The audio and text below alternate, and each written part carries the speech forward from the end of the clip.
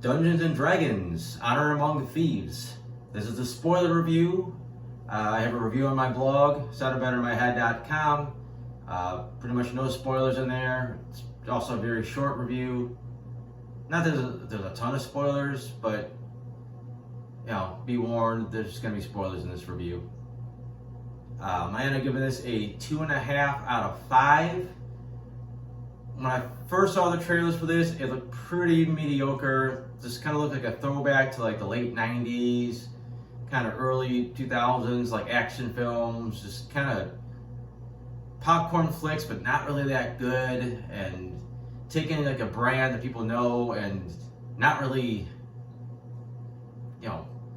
honoring that brand is just kind of like used in the name. Like it didn't feel like the movie was gonna really be something that Dungeons and Dragons fans would watch and be like, oh, this is just like the game. Like it just feels like it's just the name and the basic concept. But then I started seeing some really good reviews for this movie, so I went ahead and decided to go and see it. And I said maybe because I got my hopes up a little bit, I was a little underwhelmed. These plots a little over the place in the beginning. Like I was worried they were gonna do this. The whole movie was told from a flashback from Chris Pine's character being in prison, which obviously, those two survive to the end. It kind of takes the wind out of the sails, but luckily it's only a flashback up to a certain point, and then the story continues on. It takes a while before we kind of figure out what they're trying to do, and even then it's a little vague. It's like, okay, we want to get back to this castle and get his daughter, and we also want to take a bunch of money while we're at it, so we got to go through this quest to get this helmet, and then we got to get this quest to get this guy to get the helmet. And it's pretty elaborate to get all this stuff, and especially in the end that the whole getting all the treasure becomes completely inconsequential to like the story. I know the other big thing he wanted, though, he did want this resurrection tablet, but just pretty quickly watching this movie, he's not going to use it to bring his wife back. That someone in this crew, or maybe even him, but most likely someone in this crew was going to die, and he was going to have to use the tablet to bring them back, because that's just the type of story this is. You could just tell. And as it started getting close to the end, more and more of it was just kind of obvious to how things were going to go. I mean, there was still some small twists, but and then the bad guy's plan or bad girl's plan, it was just so vague. It's like, okay, a long time ago, this one guy used this magic and he killed a bunch of people, and they were his servants.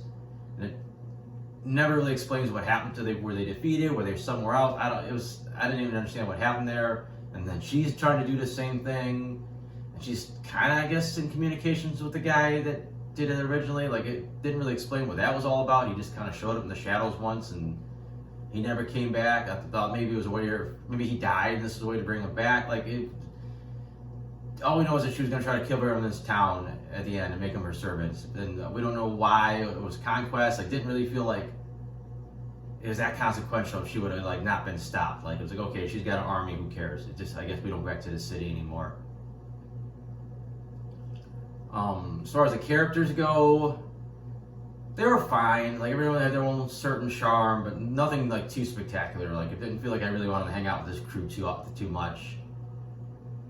They tried to kind of do some backstories. They tried to do some character arcs, and most of them were predictable. Like the sorcerer that's not good at magic, that he learns to believe in himself, and now he's good at magic. And Chris Pine's character, like I said, finally getting past the death of his wife, and it just wasn't. And they try to add these tragic backstories. They try to add Michelle Rodriguez's character, her husband left her and she lost her tribe, but none of it hits. Like, none of it really. The characters just don't get you in the feels. Maybe because they try to, especially in the beginning when you find out about Chris Pine's character's family dying, like that should have been a big emotional thing, or his wife dying, but it was interlaced with so many jokes, it just kind of killed it. And it just lost all its emotional impact. The only one that worked was when Michelle Rodriguez's character dies, which, as I said, you already knew she was coming back. There was absolutely no, I felt nothing because I knew she was going to be brought right back. But shown that how important she was into his daughter's life and how she was basically was her mom. I think I didn't expect that. I thought that was a nice little emotional punch, and it made it that more worthwhile when they brought her back.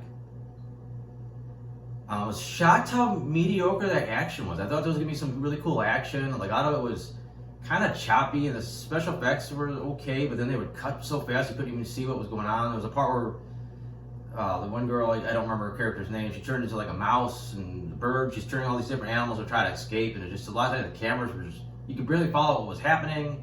There's this guy's falling over, and then you'd see like the mouse for a second. And I don't know, just the action, every time it looked like it was going to be a cool action scene, it just stopped. I thought we were going to get this massive, really cool action sequence at the end. They had this big competition they had to, get in. You see like a couple of the other people get killed. 90% of it was them getting killed by some weird panther with like a projector on him that could project another panther. That really didn't amount to much. There was one little blob of goop that if you go in, you get stuck and get disintegrated. And it was this big deal. Like, if you a couple seconds and you're done for. Except somehow they were all able to jump into it for like a minute and they were fine.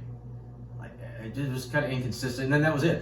They did the little thing, and then they were basically done with trying to like beat the puzzle. And then they just went off and they were done, and they stole the boat. And then I thought it was gonna be a better action sequence than we got at the end when they're fighting the Red Wizard chick. And it was okay. It was just seemed rushed. Like 90% of it ended up being them fighting this stone dragon thing.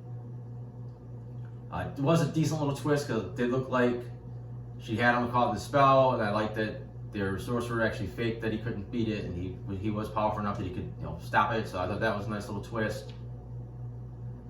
But the main wizard chick, she was